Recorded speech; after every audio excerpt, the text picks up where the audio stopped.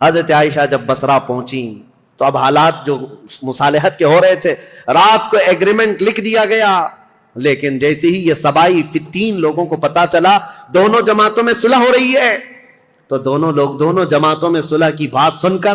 یہ سبائی لوگ جتنے جنگ میں شریک تھے سب کے سب بھڑک اٹھے اور کہا ہم یہاں تک صلح کرنے آئے ہیں، ہم تو ایک دوسرے کی گردن مارنے آئے ہیں، اگر یہ بڑے لوگ صلح کر رہے ہیں تو ہم تو نہیں صلح کریں گے۔ یہ فتنہ اٹھایا گیا اور صبح ہوتے ہی حضرت زبیر جا رہے تھے، اپنا سامان لے کر اس میدان سے نکل رہے تھے، ایک سبائی شخص آیا اور حضرت زبیر کو پیچھے سے نیزہ مار کر شہید کر دیا۔ رسول اللہ صلی اللہ علیہ وسلم کے بھائی، پھپھیرے بھائی، عشرہ مبشرہ میں سے حضرت زبیر جیسے ہی شہید ہوئے، حضرت طلحہ دوڑتے ہوئے آئے کہ ظالم جماعت نے حضرت زبیر کو مار دیا ہے، رسول اللہ کے اس صحابی کا قتل ہوا، یہ پہلا قتل ہوا ہے۔ جیسی حضرت طلحہ ان کی لاش کے پاس دوڑتے ہوئے آئے، ان سبائیوں نے حضرت طلحہ کی بھی گردن مار دی۔ 2 عشرہ مبشرہ میں سے صحابہ تھے، قتل ہو گئے۔ اب ہوا یہ کہ جیسے ہی حضرت زبیر حضرت طلحہ شہید ہوئے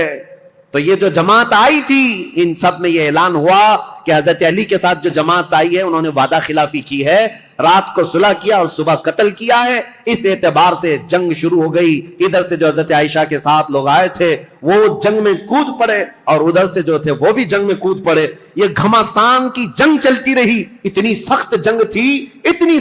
تھی کہ ایک دن کے اندر 12,000 مسلمان قتل ہوئے۔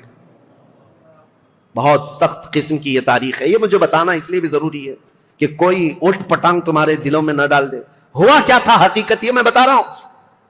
لیکن حضرت عائشہ رضی اللہ تعالیٰ عنہ اب بات کرنا چاہ رہی ہیں حضرت علی سے، اور حضرت علی عائشہ سے بات کرنا چاہ رہے ہیں، بیچ میں راستہ ایسا جنگ کا گھمسان چھڑا ہوا ہے کہ نہ ایک دوسرے سے بات کرنے کا موقع مل رہا ہے۔ یہاں تک کہ حضرت عائشہ کا اونٹ جس پر وہ بیٹھی ہوئی تھی، اس کا نام ہی جنگ جمل ہے، جمل عربی میں اونٹ کو کہتے ہیں، نام ہی جنگ کا جمل رکھ دیا گیا کیونکہ اونٹ پر ایک جھوپڑی لگائی جاتی تھی کجاوا، اس میں حضرت عائشہ بیٹھی ہوئی تھی۔ اس اونٹ پر اتنے حملے کر